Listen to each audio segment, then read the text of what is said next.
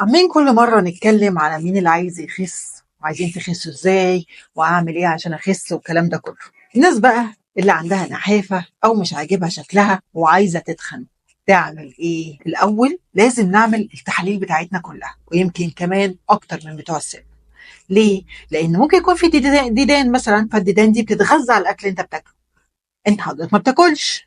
فالفكره كلها ايه؟ انا طول ما انا ما باكلش، وده عكس السمنه حرفيا، اول ما بصحى من النوم ما باكلش، مش جعان مش جعان مش جعان، هاجي في الاخر اكل لي اي حاجه بسيطه وهشبع بسرعه. علشان الناس دي ما بتبقاش قادره ان هي تاكل، فما ينفعش ان انا اجي من اول مره واقول لهم يلا هتاكلوا مش عارفه كام رغيف، وهتاكلوا مش عارفه ايه، وخد السكريات وكل معجنات وكل كل حاجه تعمل لك دهون ثلاثيه وكوليسترول وكرش، وانت برضه ما تخدش. عشان اتخن صح في الاول خالص، على فكره النحافه عايزه بال طويل، وعايزه ان انا ببقى عارف ان انا قدامي فتره طويله ان انا هكمل فيها.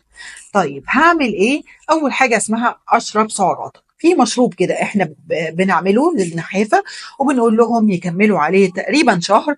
المشروب ده بيبقى عباره عن كوبايه لبن كامل الدسم، واي مكسرات هو بيحبها، اي فاكهه هو بيحبها، والموز لو اتحط فيها بيتشرب حرفيا بسرعه جدا علشان ما يسودش. وبنحط عسل ابيض، وبنحط انشور او بيدياشور او ايزوليت بروتين او واي بروتين حسب السن طبعا. ما ينفعش اي حد ياخد اي حاجه وخلاص.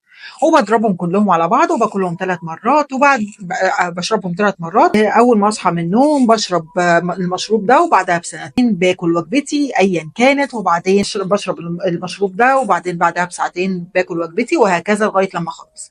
ما سيبش نفسي ابدا من غير اكل.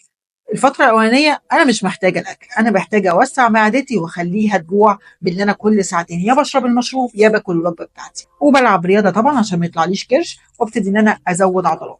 وطبعا عشان أزود عضلات وأروح الجيم لازم أزود البروتين، وأشرب مية كويس عشان يبقى شكلي حلو كده. بعد كده بيكون الخطوات اللي بعدها بتبقى حسب بقى اللي حصل في الشهر الأولاني ده إيه اللي حصل فيه. ساعتها بيكون لنا البروتوكول بتاعنا. لكن ما ينفعش إن أنا أقول له روح كل وهو أصلا مش قادر ياكل. دي حاجة بسيطة كده عن النحافة عشان يبقى هم كمان أخدوا نصيبهم من الفيديوهات. سلام.